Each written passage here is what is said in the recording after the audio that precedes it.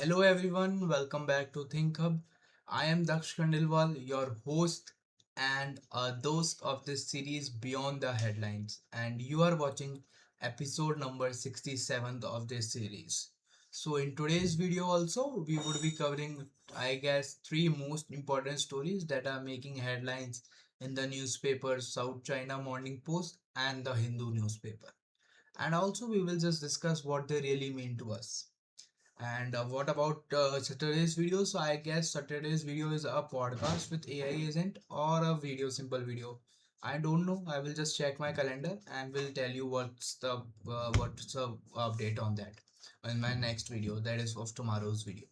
And that's first update. And second update is that I am just thinking to just launch some YT shorts videos also. Mean some series or some kind of a series type only, basic not series type, yeah, so some informative videos, informative shorts videos I should upload. So let's see what happens if I could do that or not. I'm just thinking now only, and we'll just follow this and with I think later part of that August, means after 15th August. So without wasting any further time, let's get started with this three news. Without wasting any further time, let's get started with the intro.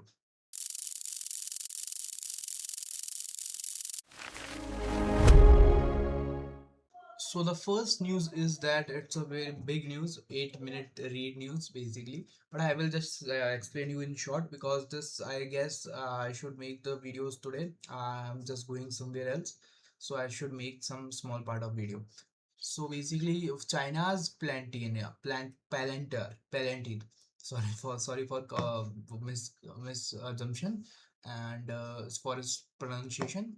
Basically, Palantir Technologies is of American US firm, and basically private tech firms surge into defense AI, aiming to match US giants. So what is this? Basically, China's has also a Palantir Technologies, and so basically you can just read that. It's very big news. So basically, Liberation Army, is just a year away from its centenary goals in its evaluation of world-class fighting force. Basically, what is basically drawing an open source intelligence and artificial intelligence powered by analysis and all those things said by this. So it is detected that an unusually large concentration of US surveillance assets across the Middle East. In that post also, that the post we are discussing, industry observers and military enthusiasts have also cautioned against that Jinhan's high profile marketing claims and all. And also Jinhan is among a growing number of Chinese private tech firms entering the country's rapidly defense AI sector. So basically in this it's a problem or defense AI system, and driven by the Beijing military civil fusion. You can just see that it's basically a turning point in modern warfare. And basically it's not about AI, it's about NATO and allies, and basically it's about, you can just see that it's the news is about China military weapons. So it's a weapon for that, and they are just closely monitoring that weapon, and it's an AI enabled system. So what's the main news for us? It's an AI enabled system which is designed to fuse satellite imagery, sensor feeds, intelligent reports, and operational data into a unified picture. So what does this AI doing in this picture, in this what we say weapon? It's just uses fuse basically it's just mix up of satellite images, sensor data, and intelligent reports, and they combined form into a unified picture, enabling faster target identification. So it enables the faster target identification, and also more responsive command decisions, and also shorter decision cycles than earlier generations of military software. And you can just see that it's people's liberation army has just discussed about it in a something post, and many people have given their thought. You can just read it in inverted commas. And let me just switch to the next part of that. That's a Chinese Palantir.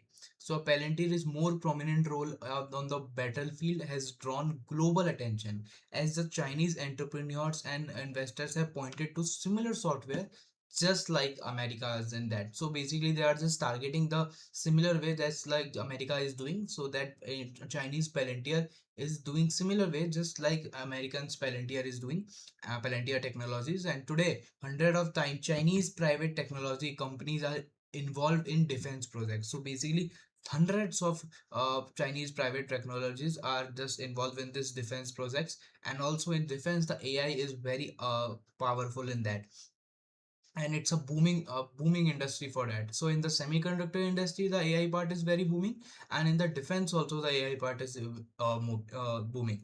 So if you have interest in this semiconductor industry and defense industry, not industry, defense, in the defense, and if you have any thoughts about, if you have any ideas and thoughts about that, so you can just make projects on that, and just uh, what we say, convey your projects to your professors and all. This can be very helpful for you also on your portfolio, and for for our country also. And only a handful, however, we describe China's answer to Palantir. You can just read this, what's the answer. I'm just telling about the few important news.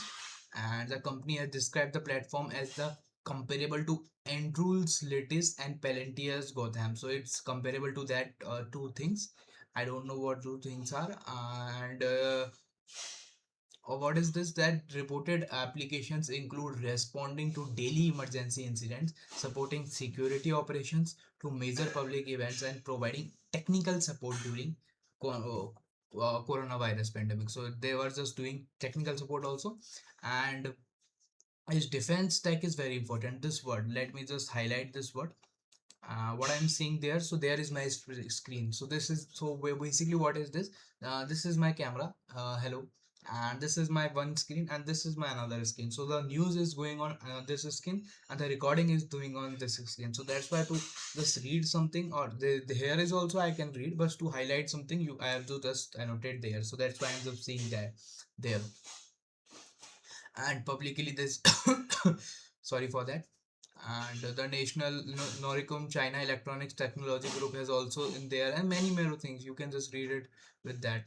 You can just read this, and it's basically a huge big news, and a very narrow path also. There are some investors view defense technologies as China's most promising long-term industry. So I have just told you that semiconductor industry and this defense technology industry, this is the two most promising long-term industries in, not only in China, in the world also, in India also. If we uh, focus our mind in those two industries, you will be very beneficial from that in terms of your portfolio and all.